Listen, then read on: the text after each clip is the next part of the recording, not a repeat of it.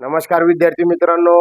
आज आपण इयत्ता 4थीचा जो नवीन सिलेबस स्कॉलरशिपसाठी सुरू केलेला आहे तो आपण प्राथमिक शिष्यवृत्ती परीक्षा इयत्ता 4थी स्कॉलरशिपच्या पहिलं प्रकरण घेऊन येणार आहोत. त्याचं नाव आहे संख्याज्ञान, आंतरराष्ट्रीय संख्या चिन्हाचे वाचन व लेखन. आता यामध्ये बघा दोन प्रकारचे आपल्याकडं, एक देवनागरी म्हणजे आपण मराठीत लिहितो आणि आंतरराष्ट्रीय संख्या चिन्ह हे आपण इंग्लिश मध्ये लिहितो, म्हणजे 1 2 3. मग बघा आता देवनागरीमध्ये 0 1 2 3 4 5 6 7 8 आणि 9 हे देवनागरीचं आपण आंतरराष्ट्रीय संख्या चिन्ह मध्ये दिलं तर शून्यचं होतं 0, 1चं 1, 2चं 2, 3चं 3, 4चं 4, 5चं 5, 6चं 6, 7चं 7, 8चं 8 आणि 9चं 9.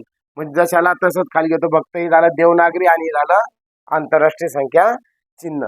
बघा आता तुम्हाला एक प्रश्न इथं 497 ही संख्या आंतरराष्ट्रीय संख्या कशी लिहितात.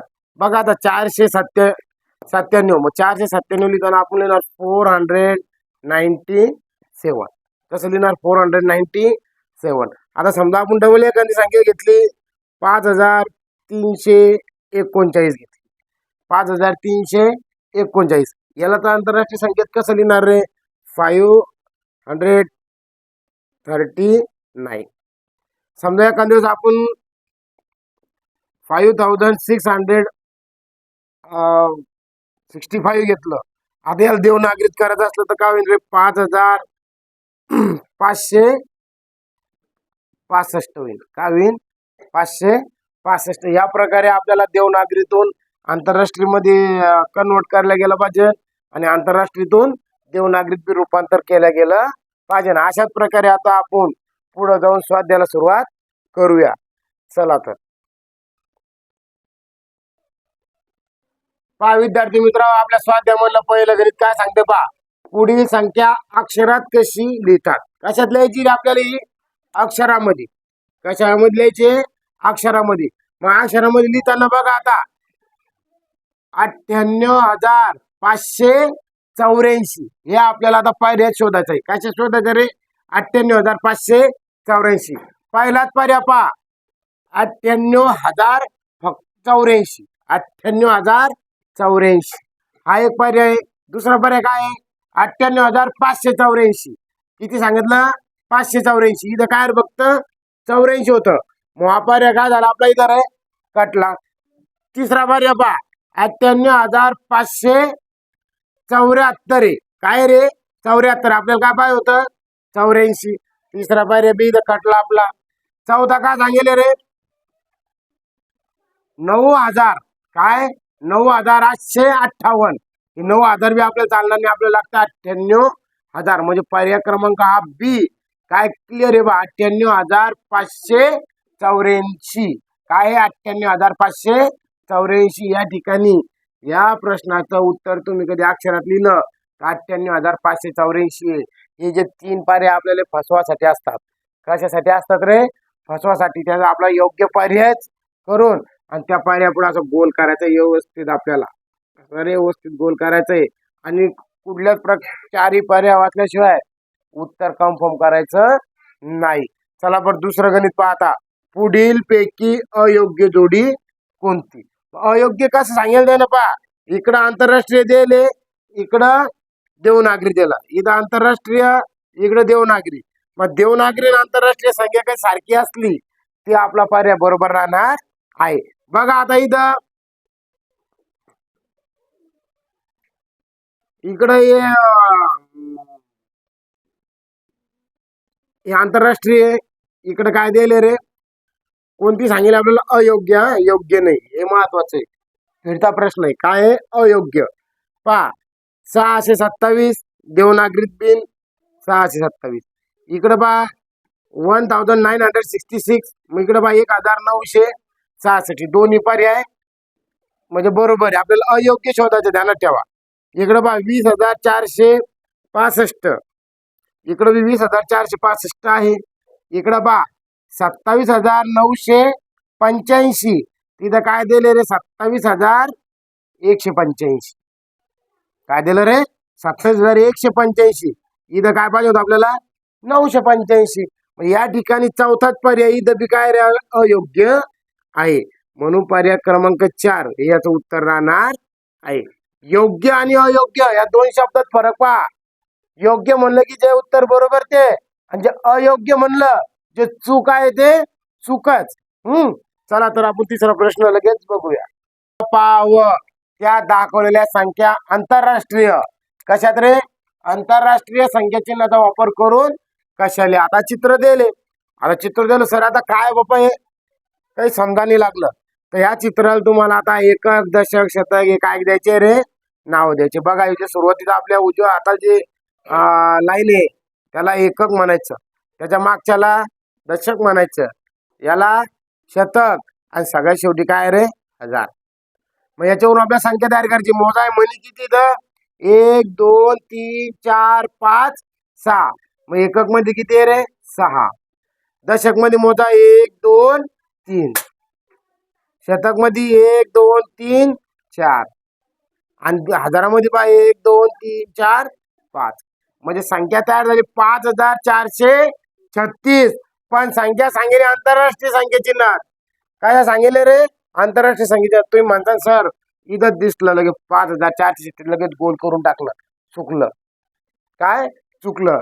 पण तुम्हाला काय सांगेल आंतरराष्ट्रीय म्हणजे काय आलंय तरी 1 2 मध्ये पहा 5436, 5400. ते लगेच त्याच्या शेजारचा पर्याय क्रमांक 3 हे आपलं काय राहणार या ठिकाणी उत्तर राहणार आहे. जो कधी डायरेक्ट मराठीत लिहायला गेला या ठिकाणी त्याला वाटल की माझं उत्तर बरोबर आहे, पण ते उत्तर चुकलेलं आहे. काऊन?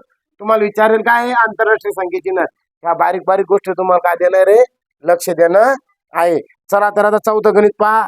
4 अंकी सर्वात मोठी संख्या. काय रे? 4 अंकी सर्वात मोठी संख्या. शब्द ध्यानात ठेवा. कोणती विचार सर्वात मोठी? पण कोणती? 4 अंकी. व 3 अंकी सर्वात लहान संख्या. पहा सर्वात लहान संख्या यांच्यातील फरक आंतरराष्ट्रीय संख्या चिन्हात कसा लिहा? डबल गोष्ट फरक चांगले आंतरराष्ट्रीय संख्या चिन्हात. आणि ध्यानात ठेवा फरक या शब्दाचा अर्थ होतो वजा बाकी. काय होतो रे? वजा बाकी. मग आता मग सांगा 4 अंकी सर्वात मोठी संख्या. तुम्हाला मी सांगतो मोठी संख्या सांगितली, जितकी मोठी संख्या सांगितली तितके वेळा 9 लिहायचे. त्याच्यापेक्षा मोठी संख्या तयार होणार. 4 अंकी सांगितले 4 वेळेस 9 लिहून घ्या. चला 1 2 3 आणि 4. फरक आहे वजाबाकी करा. ते सर्वात लहान किती रे? 3 अंकी संख्या. लहान लिहिताना काय लिहायचं? 3 अंकी संख्या सांगितले 1 लिहून घ्या आणि त्याच्यावर 2 झिरो द्या. याच्यापेक्षा सर्वात लहान संख्या तुम्हाला सापडणार नाही, कारण त्याच्यापेक्षा 101 त्याच्यापेक्षा मोठी होणार आहे. सर्वात लहान संख्या काय रे? 100. 100च्या मागे गेलं काय होतं? 99. 2 अंकी संख्या ती. बरोबर आहे. चला तर त्याची वजाबाकी करू. 9 मधून 0 गेले 9 मधून 0 गेले 9, आणि 9 मधून 1 गेला 8, आणि 9शी 9. उत्तर आलं 9,899.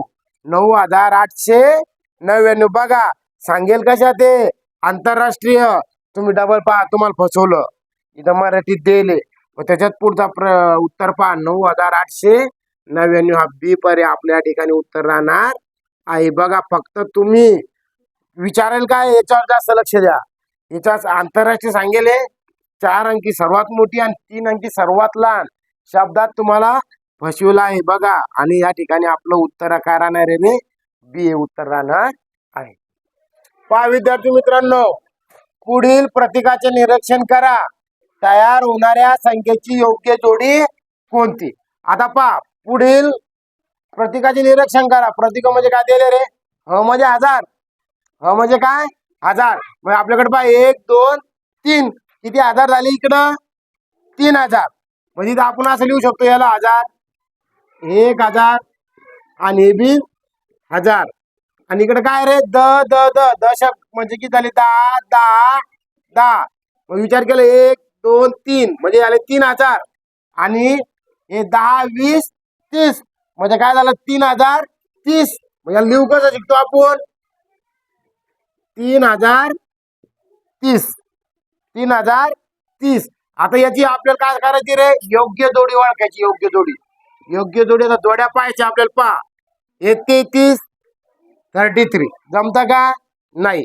30,030 जिथं भेटन ते आपलं उत्तर राहणार. पहा, इथं द्यायला लागलं 3030. हे 30,030.